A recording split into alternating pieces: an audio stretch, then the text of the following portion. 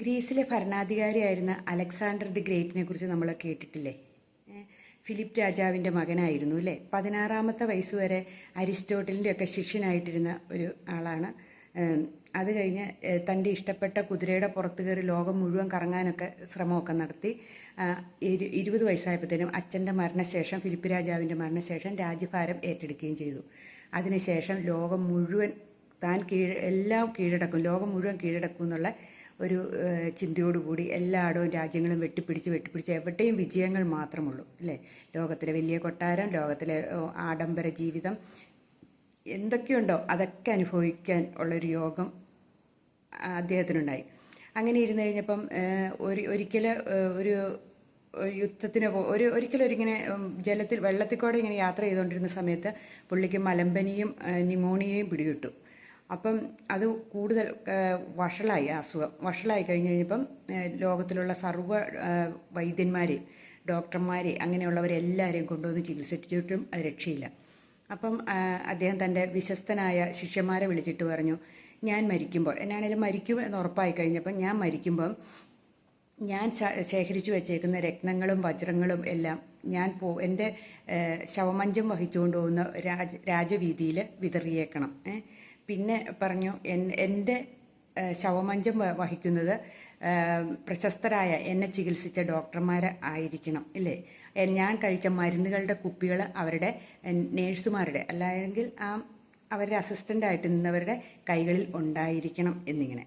പിന്നെ പറഞ്ഞു, എൻ്റെ കൈകൾ രണ്ടും ശവമഞ്ചത്തിൻ്റെ പുറത്തേക്ക് ഇട്ടിരിക്കണം എന്ന് പറഞ്ഞു. ശിഷ്യന്മാർ അത് അനുസരിക്കുകയും ചെയ്തു. ഇതിൽ നിന്ന് നമുക്ക് മനസ്സിലാകണമെന്നറിയാം, ഈ സാഹചര്യത്തിൽ നമുക്ക് പറ്റിയ ഒരു കഥയല്ലേ? അദ്ദേഹം ഒന്നും വെട്ടിപ്പിടിച്ച് കൊണ്ടുപോകുന്നില്ല എന്നൊരു സൂചന കൊടുക്കാനാണ് അങ്ങനെ പറഞ്ഞത്. അതായത് നേടിയ രത്നങ്ങളും വജ്രങ്ങളും എല്ലാം പൊതുവഴിയിൽ ഇങ്ങനെ വിതറിയിടാൻ പറഞ്ഞതും അത് കൊണ്ടുപോകുന്നില്ല. പിന്നെ എന്ത് ചികിത്സ ചെയ്താലും, അതായത് എന്തൊക്കെ വലിയ നിലയിൽ എത്തിക്കഴിഞ്ഞാലും ഈ 6 അടി മണ്ണ് മാത്രമേ മിച്ചമുള്ളൂ എന്നുള്ള സൂചനയിലാണ് എന്തൊക്കെ ചെയ്താലും ചില പ്രതിസന്ധി തന്നെത്താനെ നേരിടണം എന്നുള്ള ചിന്തയും കൂടെ അതിനകത്ത് വരുന്നുണ്ടല്ലേ. പിന്നെ ഒരു കാര്യം പറയണ്ട, ഞാൻ പോകുമ്പോൾ ഒന്നും കൊണ്ടുപോകുന്നില്ല എന്ന്, ഞാൻ വെട്ടിപ്പിടിച്ചൊന്നും കൊണ്ടുപോകുന്നില്ല, എൻ്റെ കൈകൾ ശൂന്യമാണ് എന്ന് കാണിക്കാനാണ് ശവമഞ്ചത്തിൻ്റെ പുറത്തേക്ക് ഈ കൈകൾ ഇട്ടേക്കണം എന്ന് പറഞ്ഞത്. അങ്ങനെ ഒരു കഥ അല്ലേ? നമ്മളീ പലരും അല്ലെങ്കിൽ ചില ആളുകൾ ഇങ്ങനെയല്ലേ, എന്തോരം ഒരു ഭക്ഷണം പോലും കഴിക്കാതെ വെട്ടിപ്പിടിച്ച് വെച്ചുകൊണ്ടിരിക്കും ഇല്ലേ? ലോകം മുഴുവൻ വെട്ടിപ്പിടിക്കണം എന്ന് അവരുടെ ആഗ്രഹങ്ങൾ. എനിക്കറിയാവുന്ന ഒരു പുള്ളിയുണ്ട് കേട്ടോ.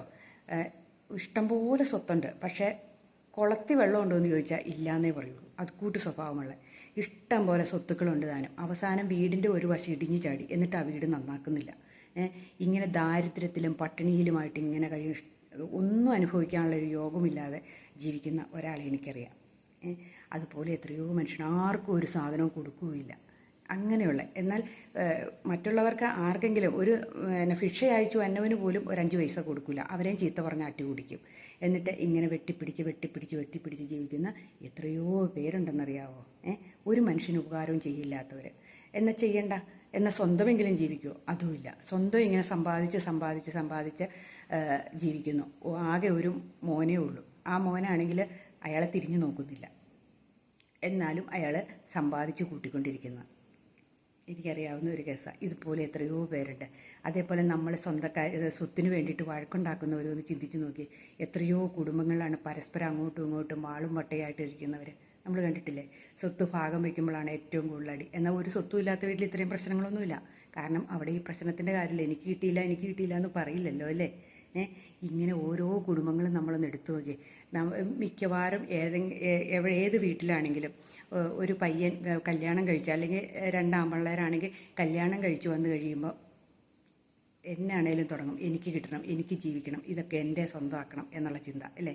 അതിനു മുമ്പ് അവർ പഠിക്കുന്ന കാലത്തൊന്നും അങ്ങനെ ഒരു കുഴപ്പങ്ങളില്ല. പഠിച്ചുകൊണ്ട് നടക്കുമ്പോൾ അച്ഛനെയും അമ്മേനെയൊക്കെ ഇഷ്ടമാണ്. കല്യാണം കഴിഞ്ഞ് കഴിയുമ്പോൾ പിന്നെ ഭാര്യ പറയുന്നതിലും ഭാര്യയും ഒത്തുതിരിയുമായി, ഭാര്യയുടെ സ്വഭാവവും മാറുകയായി.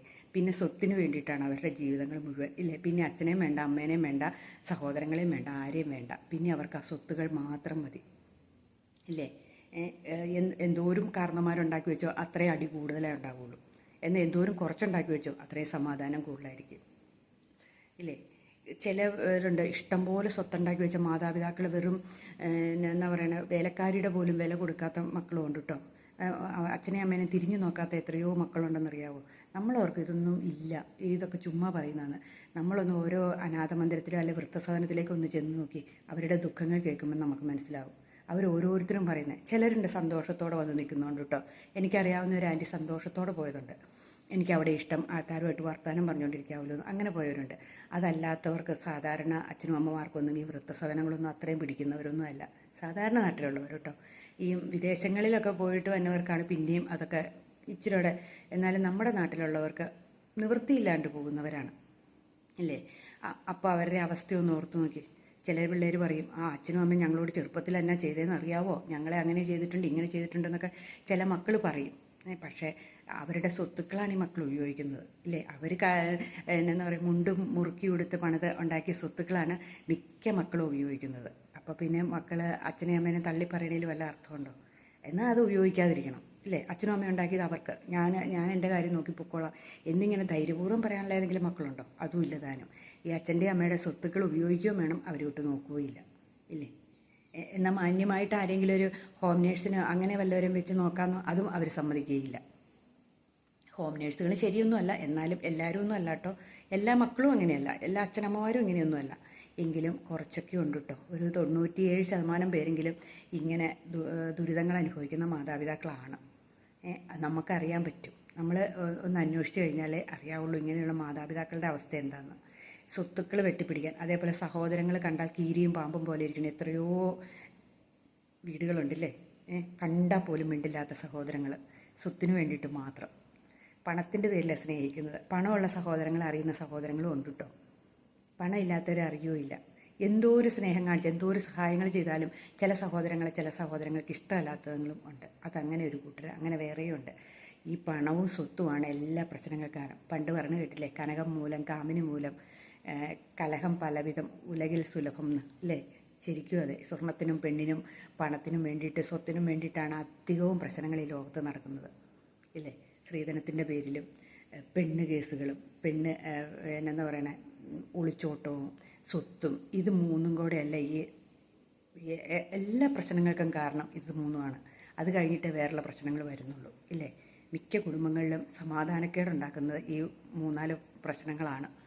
പക്ഷെ അത് മനുഷ്യൻ മനസ്സിലാക്കില്ല. എന്നാൽ അവർ ചെറുപ്പത്തിലൊക്കെ നന്നായിട്ട് പറയും, അല്ലെങ്കിൽ ഒരു സമയത്ത് പറയും, ഞാനങ്ങനെയൊന്നും അല്ല കേട്ടോ, ഞാൻ എൻ്റെ അച്ഛനമ്മേനെ നോക്കും, അല്ലെങ്കിൽ ഞാൻ എൻ്റെ സഹോദരങ്ങളോടും എൻ്റെ ഭാര്യയോടൊക്കെ എനിക്ക് സ്നേഹമാണ് എന്നൊക്കെ പറയും. എനിക്കങ്ങനെ സ്വത്തിനോടൊന്നും ആർത്തിയില്ല എന്ന് പറയുകയും ചെയ്യും. തക്കം കിട്ടിയാൽ അത് കിട്ടാൻ വേണ്ടിയിട്ട് നോക്കിയിരിക്കുകയും ചെയ്യും. ചിലർ സോപ്പിട്ട് സ്വത്തൊക്കെ മേടിച്ചുകൊണ്ട് പോകണവരുണ്ട്. സോറി. ചിലർ ഭാര്യയുടെ സ്വത്തുക്കളൊക്കെ അടിച്ചു മാറ്റിക്കൊണ്ട് പോകണല്ലേ?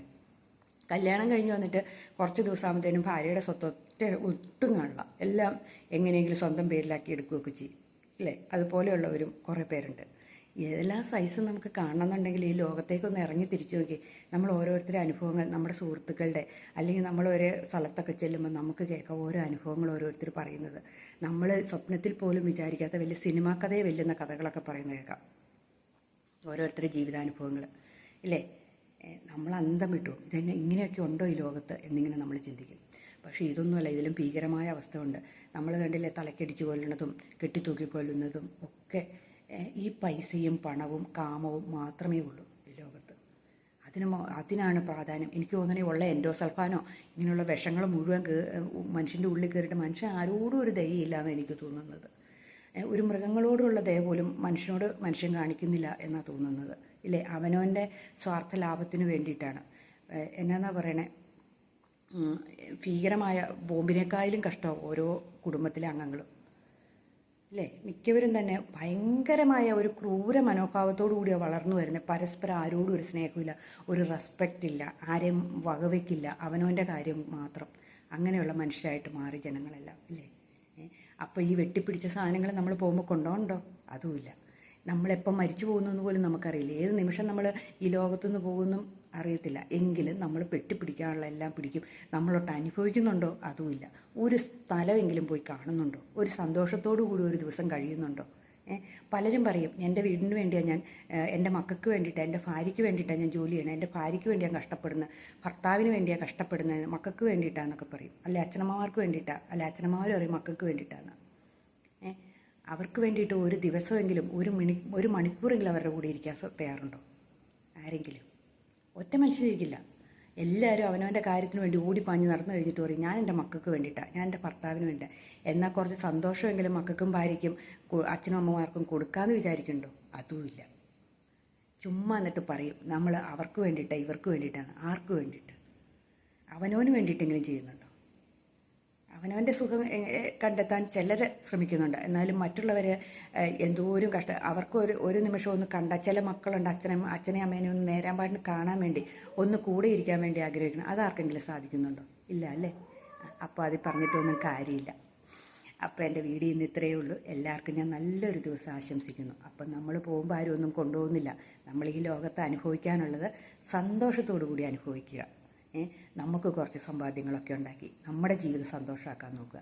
മറ്റുള്ളവർക്ക് വേണ്ടിയിട്ട് മറ്റുള്ളവരെ കണ്ട് ജീവിച്ചിട്ട് നമുക്കൊന്നും കിട്ടാൻ പോകുന്നില്ല എന്നേ, അത് മാത്രം നമ്മൾ ചിന്തിച്ചാൽ മതി. അപ്പം നല്ലൊരു ദിവസം.